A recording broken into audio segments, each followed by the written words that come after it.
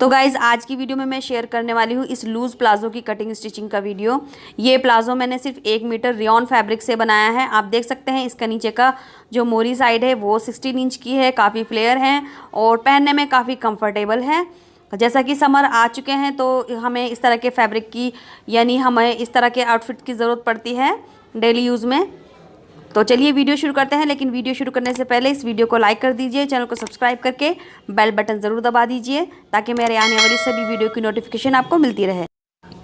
तो गाइज़ आप यहाँ देख सकते हैं मेरे पास 2.5 मीटर का रेयॉन फैब्रिक है जिसको मैंने डबल फोल्ड करके रख रखा है। अब मैं आपको इसकी लेंथ और विड्थ दिखा दूंगी जिससे आपको आइडिया हो जाएगा कि ये मैंने 1 मीटर में प्लाज़ो कैसे बनाया है और जो बाकी फैब्रिक बचेगा उसमें मैं डिज़ाइनर कुर्ती बनाऊंगी। तो नेक्स्ट वीडियो उस कुर्ती की होगी तो आप उसको मिस मत करना। तो यहाँ पर आप देख लीजिए ये इसकी विड्थ है, पूरा इंची टेप आ गया तो लगभग 59 इंच इसकी विड्थ है और ये हमारी किनारी वाली साइड है तो यहाँ से हमारी लेंथ होती है। तो लेंथ भी मैं आपको दिखा देती हूँ, तो 53 के लगभग इसकी लेंथ है। तो चलिए सबसे पहले हम अपना प्लाज़ो कट करेंगे। तो यहाँ पर देखिए फैब्रिक को डबल फोल्ड करके रख रखा है मैंने और यहाँ पर 25 इंच की विड्थ पे देखिए आप इस फैब्रिक को मैंने इस तरह से फोल्ड कर लिया है सिर्फ कुर्ती के आइडिया के लिए, यानी जितना मेरा दामन है उससे यहाँ से मैंने 1.5 इंच एक्स्ट्रा लिया है। तो इसको मैंने फैब्रिक को पूरा इधर निकाल दिया है। अब जितना हमारा फैब्रिक बचता है उसको मैंने यहाँ पर डबल फोल्ड कर लिया है। तो आप देख सकते हैं 25 इंच के बाद जितना एक्स्ट्रा फैब्रिक था मैंने इसको डबल फोल्ड कर लिया है और ये डबल फोल्ड यानी 4 फोल्ड होने के बाद ये 16.5 इंच है। तो इस तरह से मैंने फैब्रिक को यहाँ पर 4 फोल्ड कर लिया है। तो गाइज़ यहाँ पर सिर्फ मैंने अपने दामन की चौड़ाई निकाली है विद मार्जिन और उसके बाद जितना फैब्रिक था उसको मैंने इस तरह से फोल्ड कर लिया है और आप देख सकते हैं वो उसकी लेंथ है। तो लेंथ वाइज तो हमारा प्लाज़ो ऐसे होगा और ये जो हमारी 16 इंच इस तरह से है, यहाँ से हमारे प्लाज़ो की चौड़ाई आएगी। तो फ्रेंड्स सबसे पहले हम ऊपर से जो फैब्रिक अनइक्वल है उसे इक्वल कर लेते हैं इस तरह से मार्क करके। अब इस मार्किंग के नीचे से हम लगभग 2 इंच का मार्क करेंगे जो होगा नेफे के लिए, यानी 1.5 इंच की मेरी इलास्टिक चौड़ी है तो मैं यहाँ पर 2 इंच का मार्क करूँगी। तो ये 2 इंच हमारा कपड़ा इलास्टिक्स को सिलने में काम आएगा। इसके बाद इसी मार्क्स के नीचे से हम अपने प्लाज़ो की लेंथ ले लेंगे। तो अभी हमारे प्लाज़ो की जितनी भी लेंथ होगी हम इस तरह से इंची टेप रखेंगे और मार्क कर लेंगे। तो देखिए मैंने यहाँ पर 1.5 इंच ऐड करके मार्क कर लिया है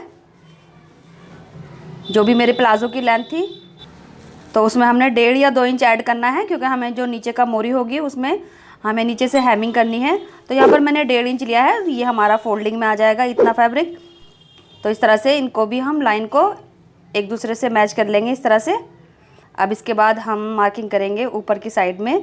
अब यहाँ पर हमारे जितने भी हिप होंगे उसका हमने 4 पार्ट करना है और 3 इंच ऐड करना है। तो इस तरह से हमने 4 पार्ट करके 3 इंच ऐड किया और मार्क कर लिया।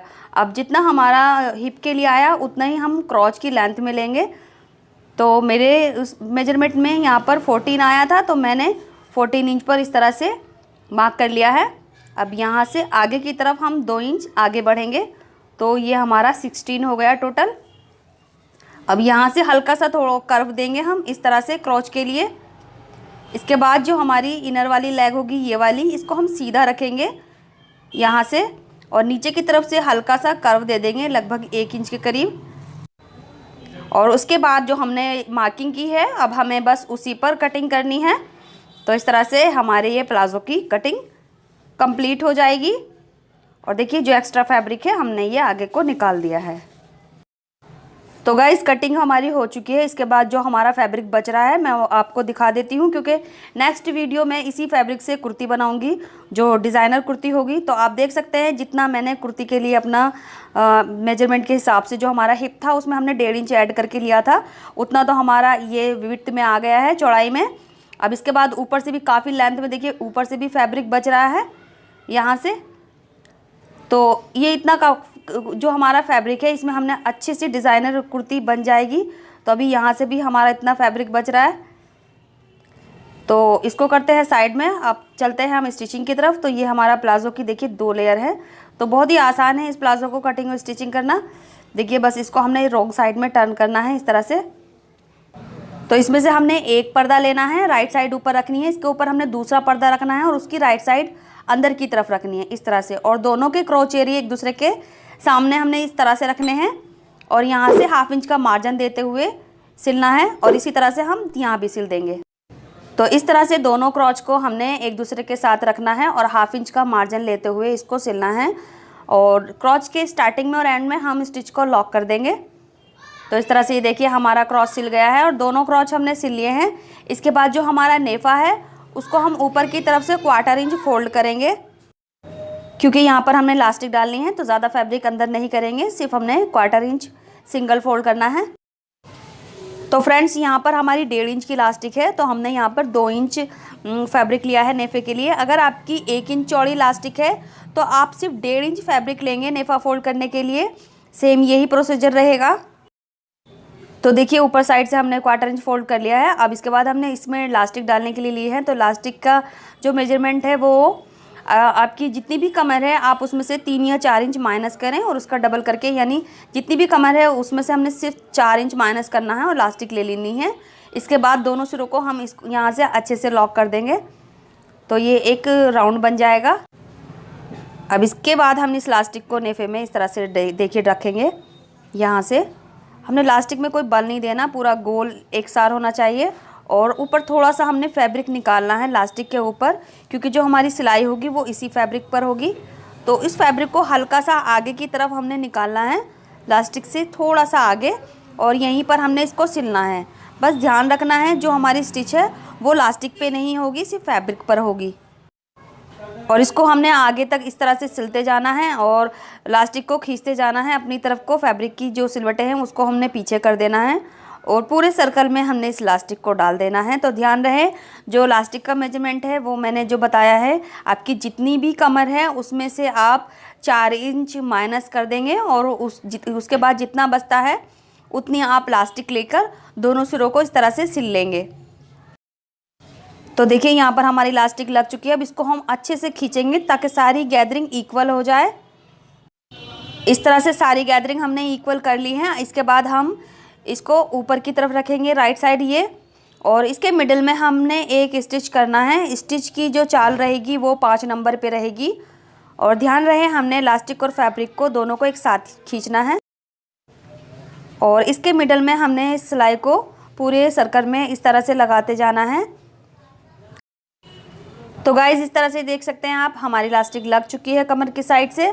इसके बाद हम इसकी इनर लेग की फिटिंग कर लेते हैं। तो दोनों मोरी को यहाँ से बराबर मिलाकर रखेंगे और यहाँ पर हमने सिर्फ 1/2 इंच का मार्जिन लेना है और स्टार्टिंग में हम इसको अच्छे से लॉक भी कर देंगे और उसके बाद हमने पूरे इनर लेग में 1/2 इंच का मार्जिन लेते हुए फैब्रिक को सिलना है।